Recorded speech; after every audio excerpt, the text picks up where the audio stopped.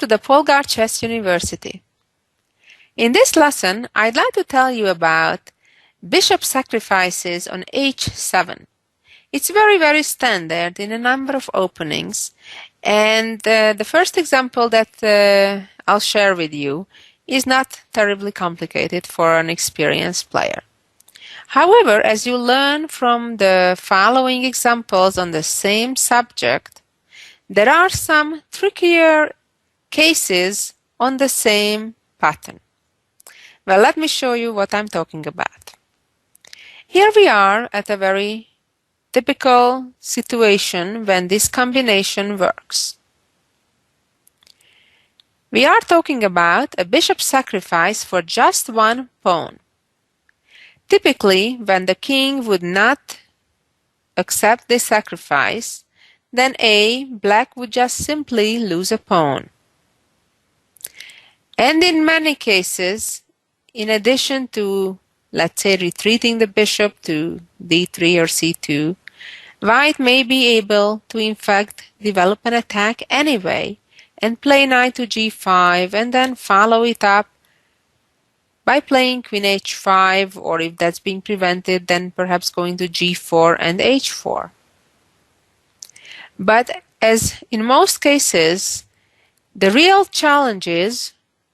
question is, what happens if your opponent actually accepts the sacrifice?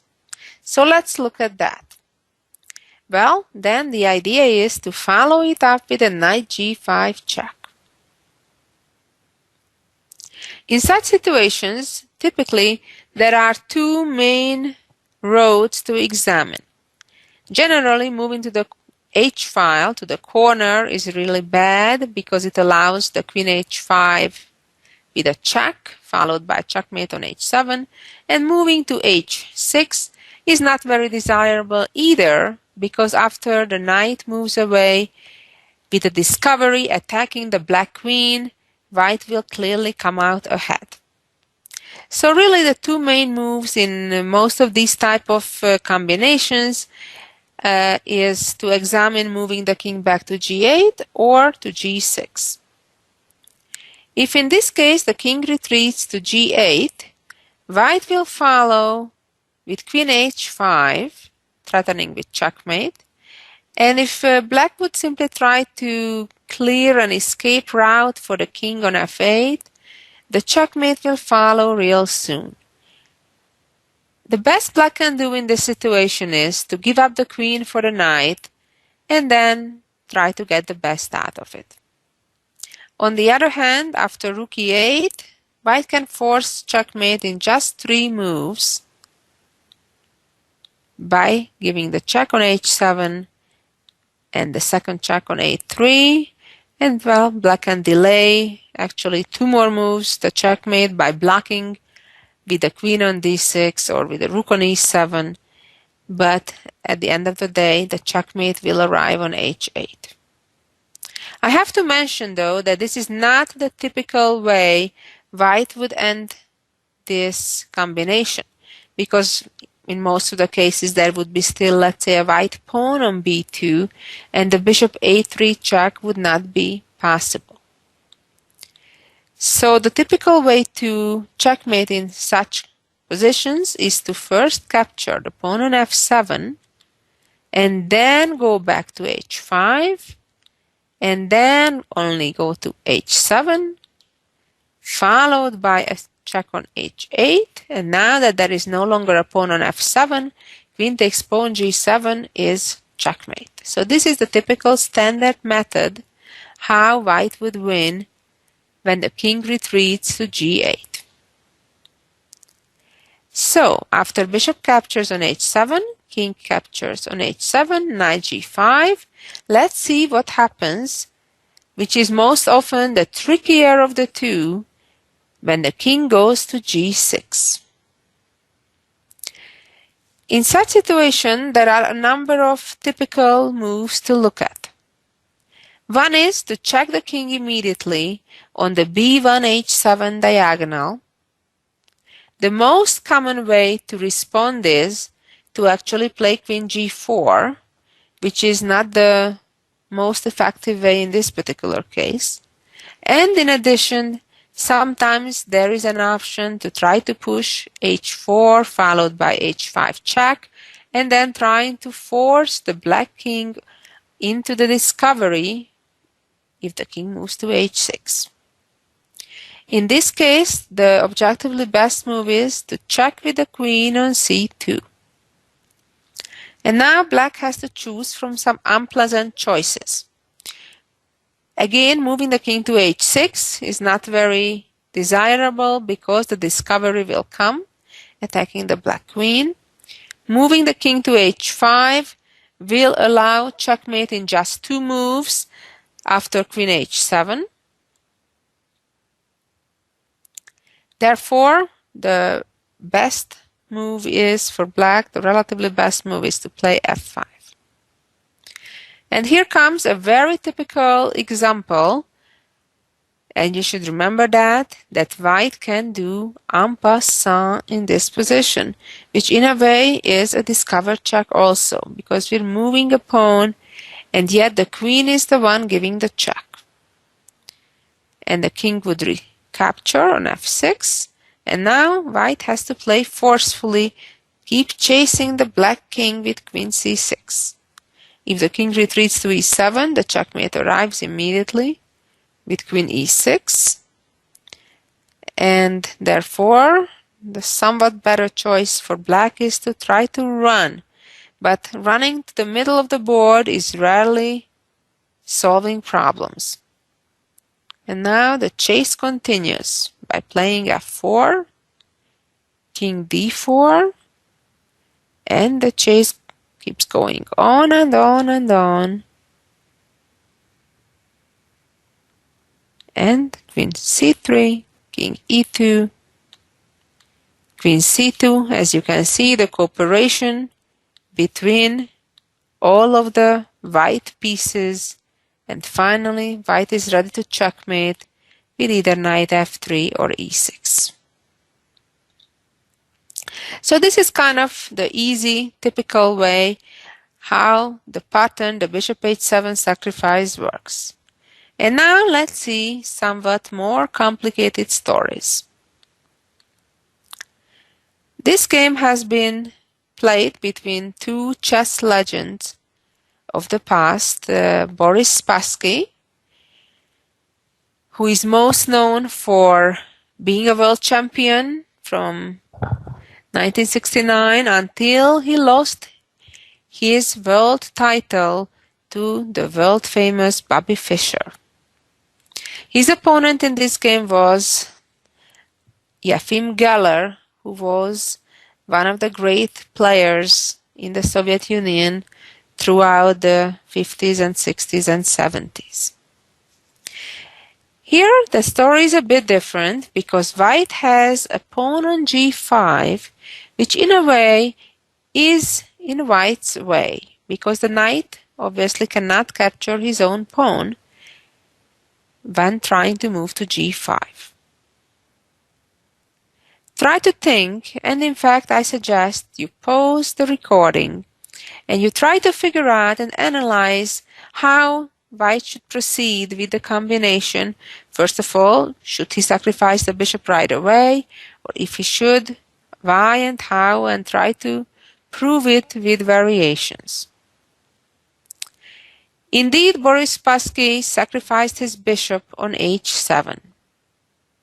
As we said earlier, if black does not accept the sacrifice, white simply gained a pawn, and by opening the h-file, develops a very strong attack.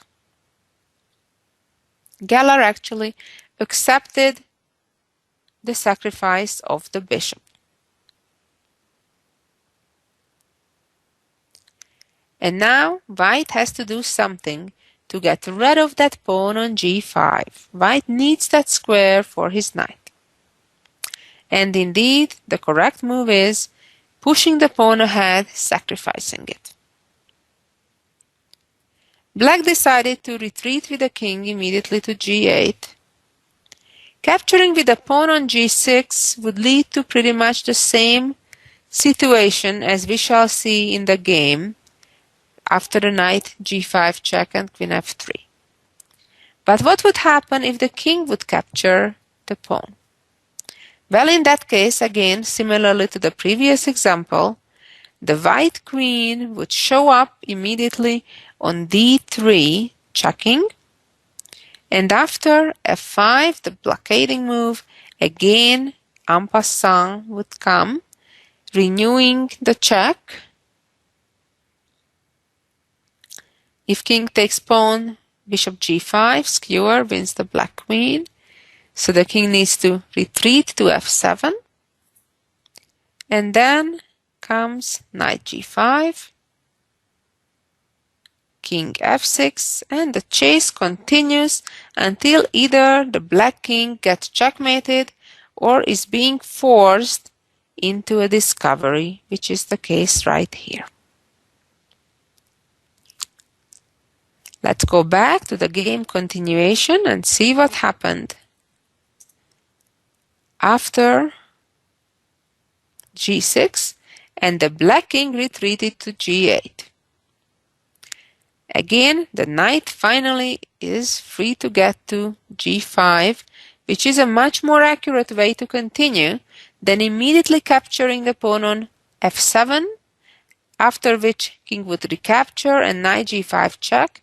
The king would have the option to start running to the queen's side, namely to e7. So the more precise move is the one we see on the board by playing immediately knight g5, on one hand threatening to take the pawn on f7 with the pawn and create a fork over the black king and rook, and just as importantly, to open up the diagonal for the white queen to appear on h5. Black took the pawn and therewith stopping the appearance of the white queen on h5. But white had it all planned out and played queen f3, which is a very strong move, with the idea to play queen to f7 next. In this position, black gave up the queen for the knight to avoid even more serious trouble, and then white won quite easily in the near future.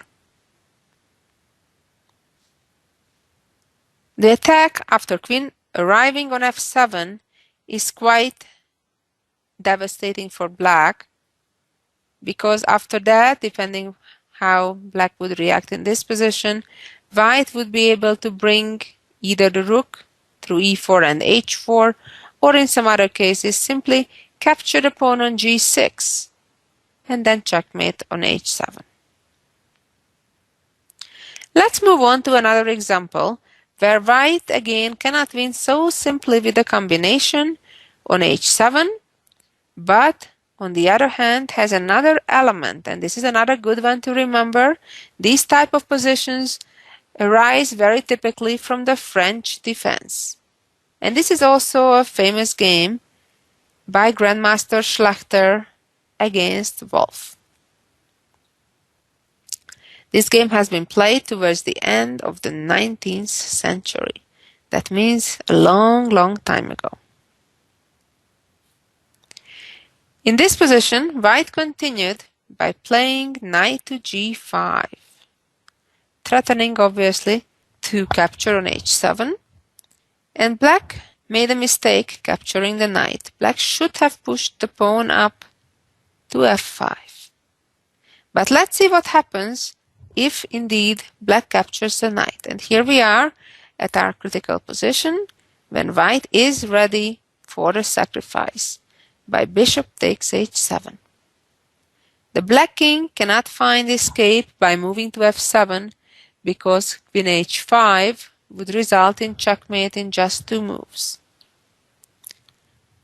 Black captures, and here comes the opening of the h-file, and remember, in this case white has not castled as early as they normally would and left the rook still on the h-file.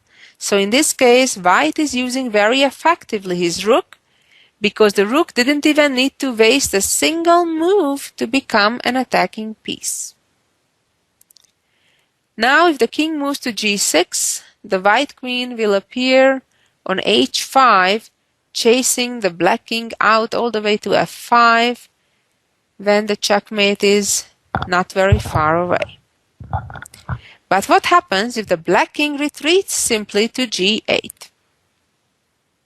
Well, quite amazingly now, white comes with a third sacrifice, not wasting time, not giving black the opportunity to try to hang on to his game, which they could do, for example, after g6, moving the bishop to g5, and then with the bishop going to h6, closing up the attack along the h-file. So in this position, the amazing move is to sacrifice yet the third piece, namely a rook on the h-file. And the move is, try to sit back and figure it out yourself before you go further. And that move was rook h8. Beautiful move. The game concluded by black trying to run away, and then there was a simple series of checks which ended with a simple checkmate. What would have happened if black would have simply captured the rook? Well then, of course, white would have came with a queen with a tempo, check, king g8, and g6. The threat is obvious, and black has no sufficient defense, because even if the rook moves, the checkmate arrives in just 2 moves. At this point, I'd like to share with you a really complex example on the same theme. A very famous game that has been played between the late Lev Polugaevsky and ex-world champion Mikhail Tal. I have to say that even compared to our last 2 examples, this one is extremely complicated, and it's very hard to understand it in just a few minutes. So I strongly suggest that you look up this game either in a chess database or a book that has extremely good analysis on it.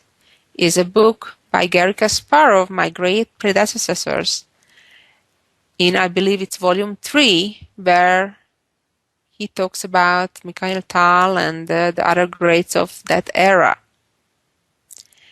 And in this position, well, you know our theme.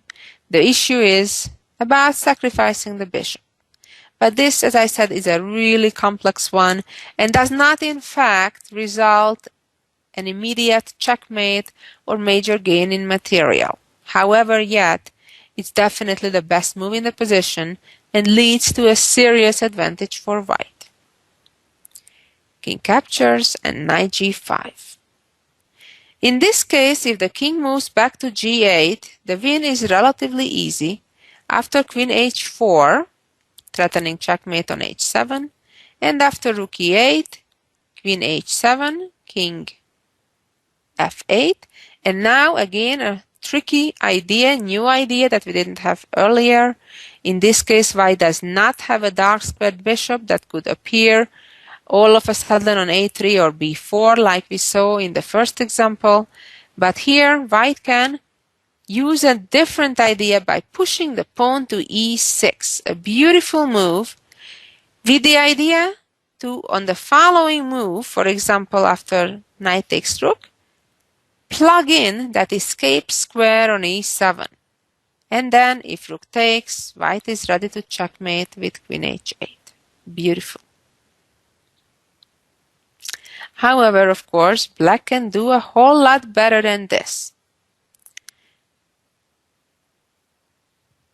First of all, black in the game did not play king g8, but rather moved the king to g6. Now in this case, At the same time, black also now attacks the knight on g5 to capture it with the queen. And white made a semi-defensive, but of course more importantly, attacking move, moving a new piece to the attack.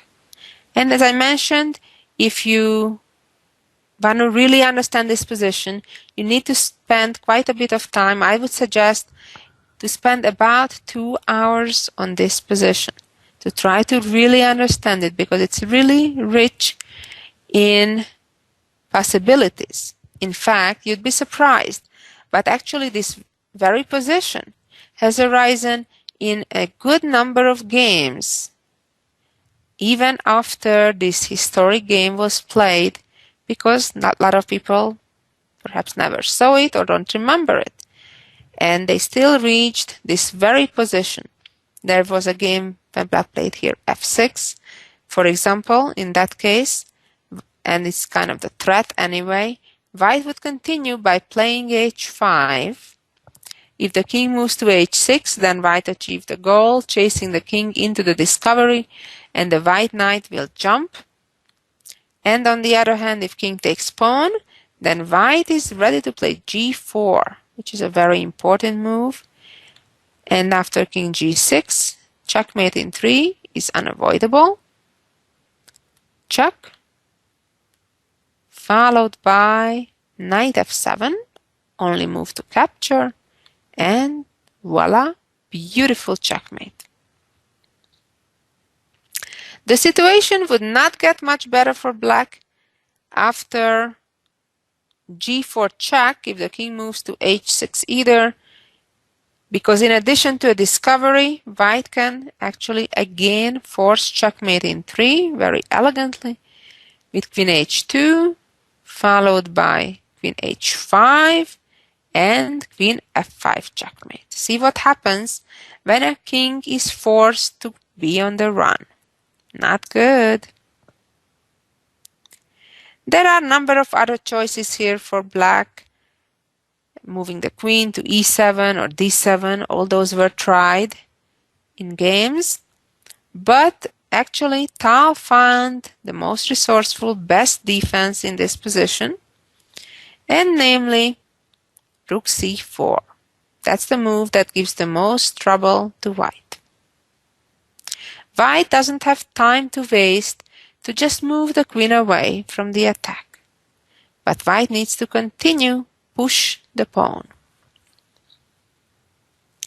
If the king takes the pawn, white would play g4, and the end would be rather similar as in the previous variation after f6. So black plays king h6. Now this gives white the opportunity to give a double check, and that's exactly what happened. Now black has only one decent choice, moving back to h7 to avoid immediate tragedy. And now queen f5 again and king g8. Now the catch is that white cannot just capture the queen because the white queen is also hanging on f5. And quite amazing actually what Geller wrote in his commentaries to this game. He said, "I could not believe my eyes that it had been reached this morning on Polugayevsky's board." Can you imagine? Polugayevsky, who played white this game, had this very position in his preparations in his hotel room in the morning. It's quite incredible, but true. And this is move 25 of the game. And he and his team of helpers discovered that in this position, the best move, the winning move, is to play e6, threatening to advance the pawn further to e7. And now, basically, the game, if black defends the optimal way, as he did in the game with queen f6, the game all of a sudden transposes into an endgame, because black will be forced to give back their extra material. The knight is hanging right now, but if the knight would retreat, for example, to a4, white would play knight d6, attacking the rook on c4 on one hand, but even more importantly, threaten to advance the e-pawn further, and black will be forced to give up his rook for that pawn. In the game, after rook d2, Tal played rook to c6, giving up on his knight, and in this position, white is a pawn ahead and won the game without too much difficulties, although in this very moment, black could have defended better by playing bishop c8. Instead, the game continued with rook e8 going after the pawn. Came knight h6 check, followed by knight f5, which even though doesn't protect the pawn, but leads to a winning endgame. After rook c2, trying to enter on c7, black blocks that, and rook e2 arrived, threatening entrance to e7. And knight h4 with the threat of knight g6 check, followed by h6, and then rook g7 checkmate. Game f5, check, and rook takes pawn. Again, white has the extra pawn, threatening with knight e7, and the game didn't last too much longer. White won. What a beautiful example, a very complex one, and I didn't even go into all the details. I strongly suggest, if you have a chance, either get the book by Kasparov, the series of books about all the previous world champions, or you can borrow it from a library if you don't have access to buy it. And now let's see the jewel of the week. Here we go. This is a famous composition. In fact, it's only the end of it, by Petrov. It looks like the game should be a draw. There is even material, all the pawns on the same side of the board. However, as you can see, the black queen is misplaced and it doesn't have too many moves. And that's what white can take advantage of. And here the solution is attacking the queen, then attacking the pawn on g5, although it's not a major threat. In reality, white is trying to put black in zugzwang. Now, after king h6, white simply makes a waiting move. The black queen has no moves, only the king. And now, the queen arrives to b8. And now, black is in zugzwang. The same position would be reached also if in the starting position, after g3, queen h3, and queen e5, black would respond by playing king g8. White would purposefully waste the move by moving to e8 check first, and only then to b8. And now black's problem is that if the king moves up to h6, checkmate arrives, or if the black queen moves to its only safe square, white just plays king g2, and now black is in a complete zugzwang because the king has no legal moves, neither do the pawns, and if the queen moves, obviously it will be captured. Well, thank you for listening and learning about the bishop h7 sacrifices, even though, as you could have seen in this lesson, it's not always so easy and so clear as it seemed in the first example. Well, so long until next week. Bye-bye.